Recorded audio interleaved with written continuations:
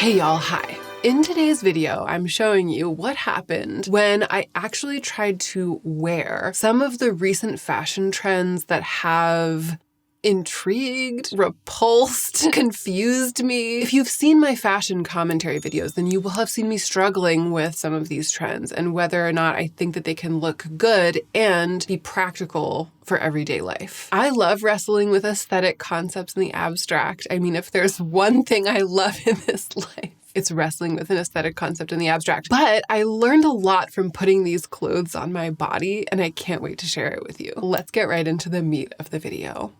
I hope I don't sound too sick. I've been sick, but I'm so tired of not working, and I'm so excited to film this video. So because I was deeply skeptical about these trends, this video was going to be a tough prospect if I had to buy all of the clothes myself, because I felt like there was a good chance that I would try them and then never wear them again. So I had this idea, but I didn't quite know how to enact it, and then I got this chance and leapt at the chance to work with a clothing brand that makes incredibly dynamic fashion-forward outfits so that they could donate the pieces. So that's today's video sponsor, FABRIQUE, which is actually a really interesting clothing brand that I'm going to take a few minutes here to explain. It's a collective designer brand that works with a rotating complement of high-level designers around the world to create limited runs of exclusive pieces. For example, Thomas Wakeford, who designed this blazer and vest, is the former chief designer at Victoria Beckham and creative head at Jason Wu. Ruby Bloom, who designed this linen suit, which is frankly to die for, worked at Gucci with Tom Ford, helmed Oscar de la Renta and Tory Burch. Both of these pairs of jeans are designed by Adriano Goldschmied, the founder of Diesel, who kind of invented denim pre-washing and stonewashing and is essentially the pioneer of luxury denim since the 70s. A design legend, and what is he doing right now? Creating a collection with FABRIQUE. So it's the work of these vastly experienced top-level designers, and they are investment pieces for a high-quality wardrobe, but the prices are much lower than they are at entrenched designer brands like Gucci and Tom Ford. What I love is that browsing the FABRIQUE site, you can tell that each piece comes from a highly creative mind, and from the point of view of an industry expert with a passion for craft who's kind of stretching their wings and thinking outside the box. It almost feels like a cross between a fashion house and an art school.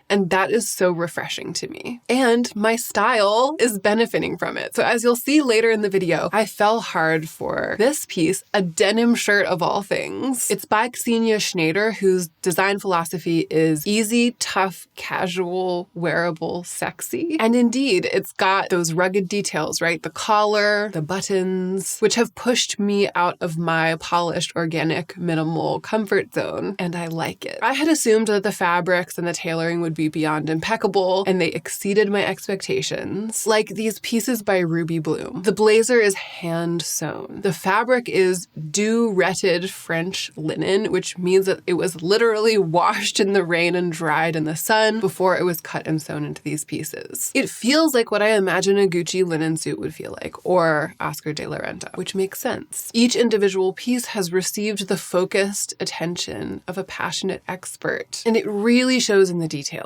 The curved seams on the denim, the drape of the silk linen, the sophisticated, balanced tones of all the colors, etc. Now, there are some quirks of sizing and styling, partly in my case because I was playing with sizing for the concept of this video. I'll give you as much written information about these pieces as I can when I link them in the description box, in case you decide to invest in one of these pieces specifically. Everything is small batch and limited edition, which is what keeps the pieces rare and unique. And they also have a loyalty program with points and perks. I'll link that too in case FABRIQUE turns out to be the perfect fit for your lifestyle and your wardrobe building philosophy. I think that for some people, it is literally the dream. So my gratitude to FABRIQUE for sending these pieces and sponsoring the video. Now, let me show you how it went. Okay, so the first trend on my list, and this has come up over and over again in my fashion commentary videos, was denim on denim. Denim on denim. It's been trending for years now, it seems, at least as long as I've been making these videos where I look at recent runways and talk about whether or not I approve of the trends, because it's coming up all the time. It has come up like every time.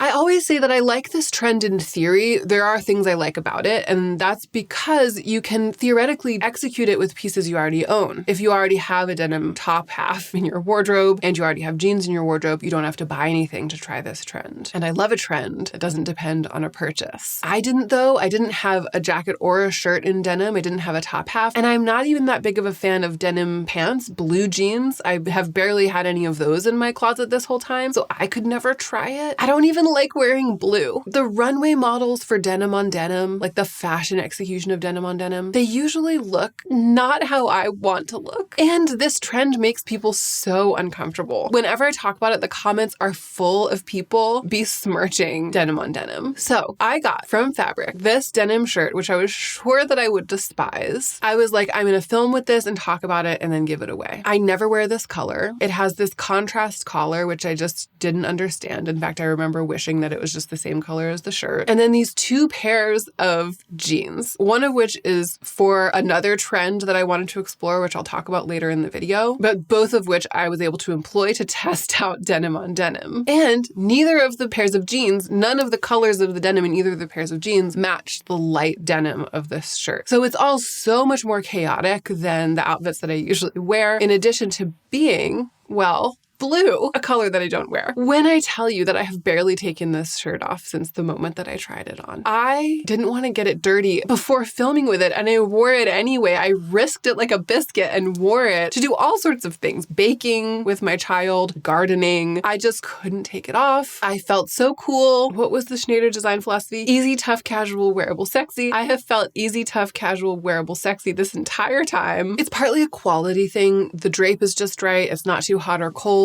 And also a seasonal thing because we're kind of in between seasons right now. So it's a little too hot for sweaters, but it's a little too cold for my other clothes. And this has like the heavy comfort of a sweater without being too hot. So it just really hits right now. And that's why I have wanted to wear it every day. But the kicker is I like wearing it the most with denim, with jeans. I put this shirt on with denim pants with jeans and I just feel so cool. I feel fashion. I thought denim on the body was going to really feel not fashion. Like I thought it was going to be that sort of ugly, beautiful thing where fashion people might recognize that you are executing a current trend, but objectively and realistically, it doesn't look or feel fashionable. I really thought I was going to be sitting here saying that to you, but it is the opposite. It is just singing for me. So why? I mean, I think again, it's partly the comfort and softness of the denim. I also think it has something to do with the varied tones, which I thought was going to detract from these denim on denim outfits. That is what has kind of made it. It's like this with either of those pairs of jeans, it goes, but it doesn't match. Something we've been discussing recently on the channel. It feels layered and textured. It feels stylish and pulled together kind of because denim is by its nature tailored, but it is also by its nature a casual fabric. And that combination, that duality, something has clicked for me about the power of denim clothing that has to do with that duality that I didn't really understand before. That really suits my lifestyle because I mostly wear it around the house. It makes sense for cooking, gardening, parenting, but it also has qualities that make it make sense for going out and make me feel a bit polished, put together, and good, and not just like I'm wearing my sweats. I cannot believe I'm about to say this, but I really recommend denim on denim, especially if you already have a denim jacket, a denim shirt, or a chambray shirt or something. You can just try pairing with jeans that you already have. Even if they're a different color from the top, even if they're like black jeans. In fact, I think I would love this top with black jeans. I haven't tried that yet, but it makes me want to try it because again, it's the texture, the weight, the quality of what is inherently a thick, relatively rugged fabric. This experiment has shown me the appeal of denim in a new way. It's a whole new world. Okay, trend number 2, kind of the complete opposite. The oversized suit, the suit jacket with a matching vest underneath, a waistcoat, so to speak. The blazer with matching pants. The idea of wearing a fashion suit. I love this whenever I see it. It's all over my mood boards. Models and influencers who wear other things that I wear easily also wear this, and they seem to do it easily, but it's been really hard for me to picture for myself. It seems like it would be completely impractical for daily life. I haven't even been able to get myself to buy buy a blazer yet. Just like a plain oversized blazer to try wearing a blazer as a layer. I've been talking about it for years and I haven't been able to bring myself to do it yet because it just feels so formal. And yet I have yearned to be decked out in this kind of relaxed suiting.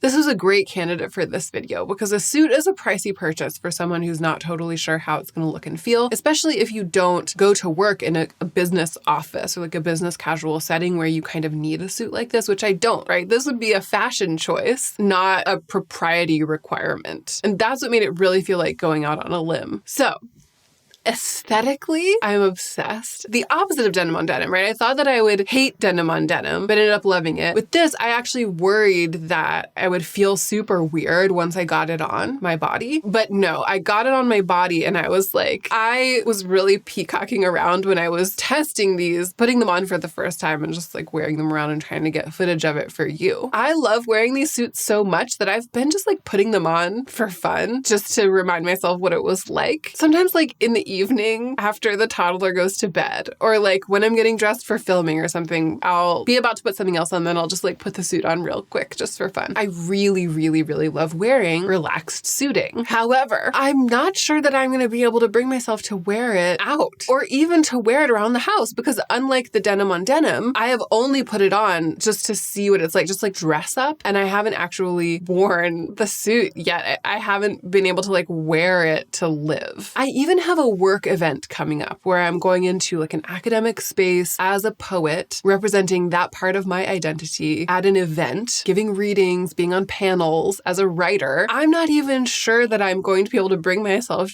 to wear this relatively dramatic fashion suiting in that setting, which is like, that's of all of the settings in my life, that's the one that's the most appropriate. But even there, it feels like it might be a little too much. It might be because the blazers are so oversized. It does say on the FABRIQUE website that these blazers are really oversized and that you shouldn't size up and that you should maybe size down. I, though, sized up. I was worried that everything was going to be too small. I sized up to a large in these blazers and I should totally have done what they said and sized down to a small. I think my normal size would be a medium. The shoulder pads are relatively structured and they're just, it looks very stylish for photography, but they're just massive on me. I feel like if I were to show up as Hannah Louise Poston, author of Julia Hungry, in one of these massive linen blazers, it's like, even though the quality is impeccable, it makes me look a little bit diminutive inside of it, like I'm playing dress up. I worry that I would be a little bit lost looking inside of the blazer, but I don't know. And maybe I will actually go ahead and just do it because there's another aspect of it that it's like, it also looks and feels really fierce and really fashion and quite bold. And if I were able to wear it with that spirit, I might be able to pull it off. So the question that I was trying to answer here is the full suit with massively oversized blazer just a blogger fantasy? The answer so far is for my lifestyle, yes, it is just a blogger fantasy. Because day to day it's too much, and even for a genuine professional event, it feels a little bit too fashion. But is that a thing? Is that valid? Maybe I need to just live. I especially wish that I had sized down in the Ruby Bloom blazer, the dew-retted French linen blazer, because I love that one so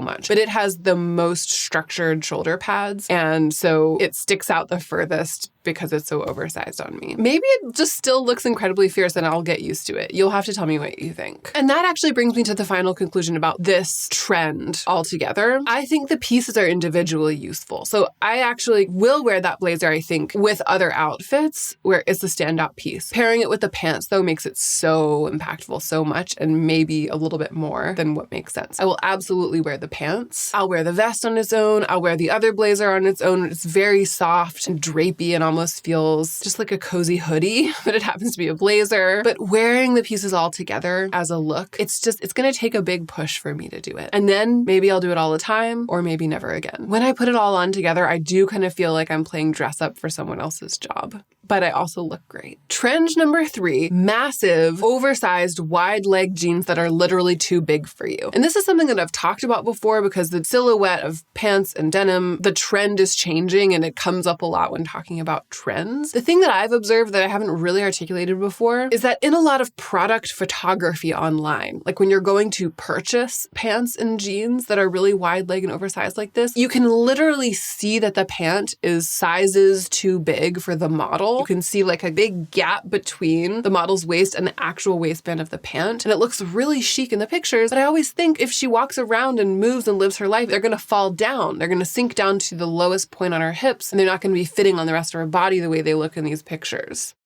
Can you actually wear that? Like, this is the question that I wanted to answer. Can you actually wear jeans that are way too big for you like that and belt them, as you sometimes see in product photography or in fashion photography, belt them to make them stay up, even though they are literally inches too big for the waist that they're on? Does it make sense to own a pair of jeans like that, a pair of pants like that? And is the style of having it look like that and then the entire pant being really voluminous, is that cute? Is it practical? Because I feel like I'm seeing it everywhere. So I got these wide-legged jeans from Fabric. Probably they're like 2 sizes too big for me. And it's a really drapey, voluminous, wide leg style to begin with. And I was positive that this was going to be a hard no. Sloppy, uncomfortable, impractical, bad looking. Like, I was positive that the massiveness of these jeans was not going to work. And when I first put them on, they were so low-waisted that it was ridiculous. They were so low-waisted and wide-legged. I felt very like Jenko jeans in the 90s, you know? It just didn't feel and look good. I've been getting a little more into things that aren't quite as high-waisted, but not to this degree. Like, they just looked too big and I didn't feel spry. But what I really wanted to know is, can you belt pants like this and jeans like this and have them be visibly sort of cinched up and scrunched up because they're too big and they've been belted, and have that be tenable? I almost didn't do it because I felt so silly, but then I did it, okay? I got a belt, I just ratcheted it up, right? I like tightened them way scrunched in, like paper bag, like a paper bag pant, you know? I was like, this is ridiculous, because you can see in the back that they're all scrunched up. And then I wore it around for the rest of the day. And then I wore it around for 4 days in a row after that. This is the only other thing besides this shirt that I wore and wore and wore and wore immediately after trying it. I wore them like this for 4 days in a row with the belt. They were very comfortable. The belt made them stay up. Half the time the belt was hidden underneath my clothes, but the other half it wasn't. I was wearing short shirts and you could see the belt, but I became kind of less precious about it, like less precise about the perfection of fit. And there's something kind of relaxed and casual and sort of humorous and not taking oneself too seriously about this heavily belted, oversized pant. For a casual look, it's actually kind of cool. It's like, Gen Z, I see you. I see what you're doing. I got a little taste of it. Will I get these jeans tailored after this is all said and done? Possibly, because they're really nice. Like, these are some of the nicest jeans I've ever had in my life. The quality, you know? So it would be worth it to get them tailored. I will say I accidentally ordered far too large of a size in the silk linen blend shorts, the suit shorts, and those will have to be tailored because the belting doesn't do quite the same thing for them. I actually ended up kind of liking the way those suit shorts looked with the vest, which was another trend. I was thinking about having that be its own separate category. The suit shorts were just like so massive on me and I couldn't belt them to make them look right, so I just ended up scrapping that. I feel like with this cinching up belting, they're oversized, but I'm just wearing them anyway with a belt thing. With jeans, it's kind of a thing. Like, it feels like it works with jeans and maybe it would work with trousers. With those linen suit shorts, it didn't read the same way. So I feel more confident with it when it comes to jeans. I think it has something to do with the formality level. And then the fourth trend that I really wanted to try was butter yellow. And so I chose this shirt from Fabric, this organza. It's like an imitation organza. It's not really silk. And I actually thought I wouldn't like the fabric because it has a little bit of polyester in it, but the fabric is gorgeous. It's really lovely. It's soft. It's not crispy the way that it looks in the picture. I really like the shirt, but it's not butter yellow. It ended up being more of like a peach cream color. So I'm still interested in trying to style butter yellow. Stay tuned. I feel like I'm not seeing it around as much though anymore. Maybe it was just a flash in the pan and now the trend is over and I would be like too late for the game if I tried to make a video about that. So that's it. It just ended up being those 3 trends. And my takeaway is that things are worth a try. Since I started messing around with actually modeling the fashion concepts that I'm discussing, I've learned that you can open your own mind with practical experiments in fashion. Some things look great in theory, but then don't feel right or don't feel wearable once they're on the body. I think we've all had that experience. But some things seem silly in theory and then actually feel really great and organic once they're on. And the best way to explore this, I think, is to try different combinations with things that you already own. And in fact, check out my video about convincing myself to wear mismatched accessories to see more of that process. Thrift shopping can also be a low-stakes, inexpensive way to wade into uncharted fashion waters. But going through this has just made me want to be a lot more willing to just try a thing on, or to try physically a combination of clothes that I already own, that I maybe have seen somebody else combining things that way, but I think that it's not for me, or I don't think that it would work for me. It's really made me want to have more closet playtime and be more adventurous during that time. Thank you all so much for watching. Thanks again to FABRIQUE for being the perfect partner for this video. And don't forget to check out their loyalty program, which will be linked down below. And don't forget to take extra good care of yourself so that you can be the most effective version of yourself as you do your work in the world.